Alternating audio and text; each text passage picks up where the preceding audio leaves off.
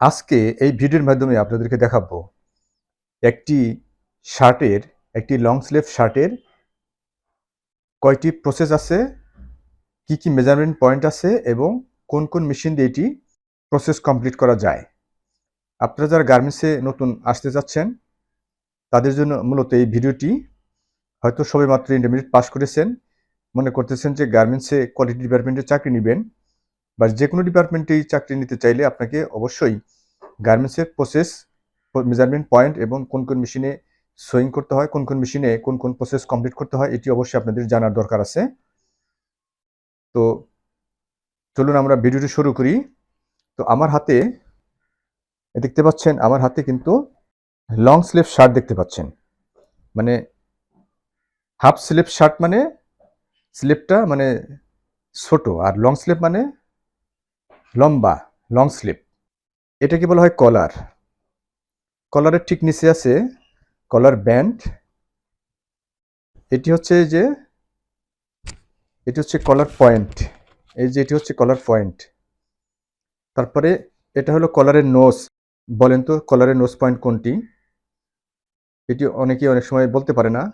পলো শার্টের ক্ষেত্রেও জিজ্ঞেস করা হয় যে প্লাকেটে কলারের ওখানে বলেন তো কলারের নোজ পয়েন্ট কোনটি। এই যে আমার একটা দেখতে পাচ্ছেন একটি পলো শার্ট, এটি কিন্তু কলারের নোজ পয়েন্ট। আর এটা হচ্ছে প্লাকেট। এই যে দেখতে পাচ্ছেন, এটা হচ্ছে প্লাকেট।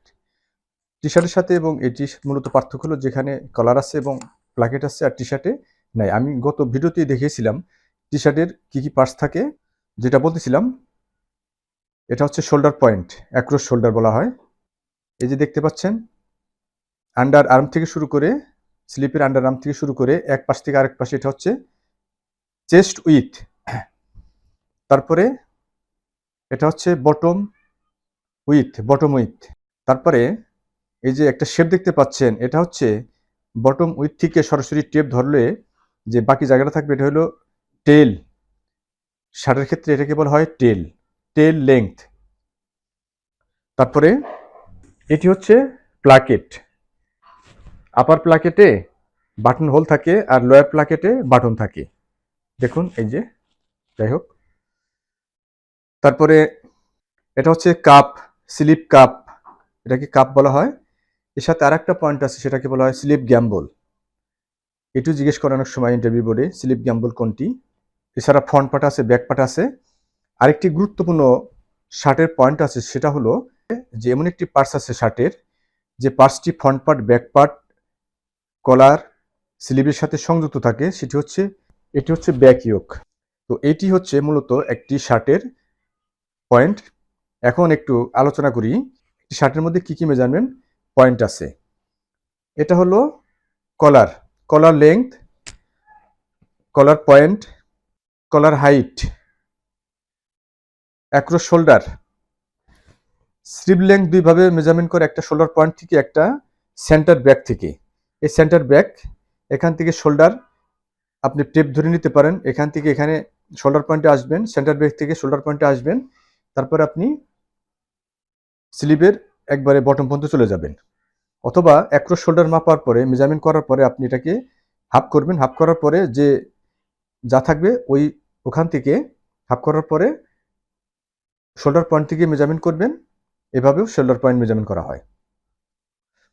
তারপর আছে হলো এইচপিএস, হাই পয়েন্ট শোল্ডার থেকে বডি লেংথ।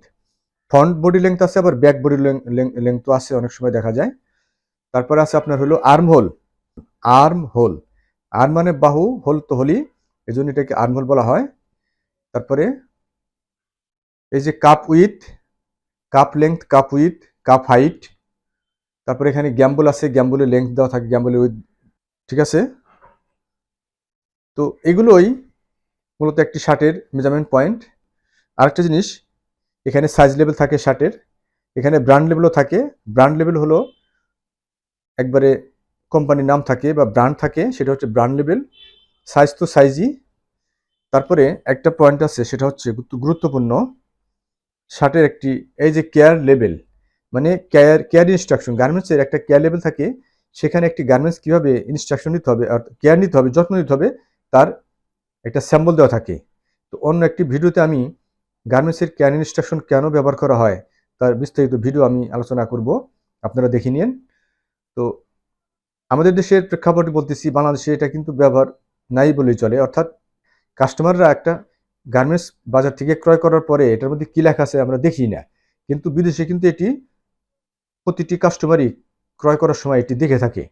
মূলত আপনি বাজার থেকে একটি শার্ট ক্রয় করলেন, কিন্তু আপনি এই কিভাবে এটি ব্যবহার করতে হবে, কিভাবে এর কেয়ার নিতে হবে, এই যদি আপনি না দেখেন, তাহলে কিন্তু আপনি এত টাকা দিয়ে একটি শার্ট পারচেস করলেন, পরে দেখা গেছে কিছুদিন পরে এটি নষ্ট হয়ে গেল। কেয়ার ইনস্ট্রাকশন মানে কতটুকু পানিতে, কতটুকু গরম পানিতে এটা আপনি ওয়াশ করতে পারবেন, রোদে শুকাইতে পারবেন কিনা, বা গরম পানিতে দেওয়া যাবে কিনা, ব্লিচ দেওয়া যাবে কিনা, ব্লিচিং পাউডার দেওয়া যাবে কিনা, ড্রাই ওয়াশ করতে হবে কিনা, এগুলো হচ্ছে কেয়ার ইনস্ট্রাকশন। তো এটাই হচ্ছে মূলত একটি শার্টের পয়েন্ট।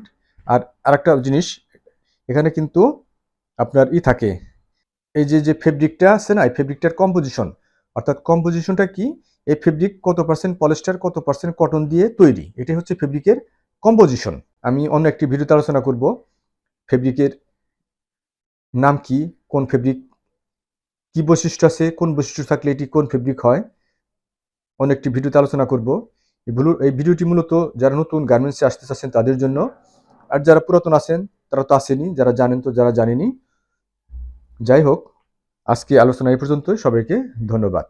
আর এই আলোচনা থেকে যদি আপনারা কিছু উপকৃত হয়ে থাকেন, তাহলে অবশ্যই কিন্তু সাবস্ক্রাইব করবেন, পাশে থাকা বেল আইকনটি প্রেস করে দিবেন, যাতে যখনই ভিডিও আমি আপলোড করব তখন আপনার কাছে নোটিফিকেশন চলে যায়। আর আমার এই চ্যানেলটিতে আমি garments related, TQM related, total quality management related, lean six sigma black belt, lean six sigma master black belt, আমি যেহেতু lean six sigma master black belt, এই জন্য আমি প্রতিনিয়ত lean six sigma related video upload করতেছি। আপনারা ইচ্ছা করলে এগুলো দেখে নিতে পারেন এবং আপনাদের প্রতিষ্ঠানে কাজে লাগাতে পারেন, কারণ আমি প্রতিটি ভিডিওই এবং প্র্যাকটিক্যাল উদাহরণ দিয়ে আমি বুঝিয়ে দেওয়ার চেষ্টা করতেছি। তো কথা আর বাড়াবো না, আজকে আলোচনা পর্যন্ত। সবাইকে ধন্যবাদ।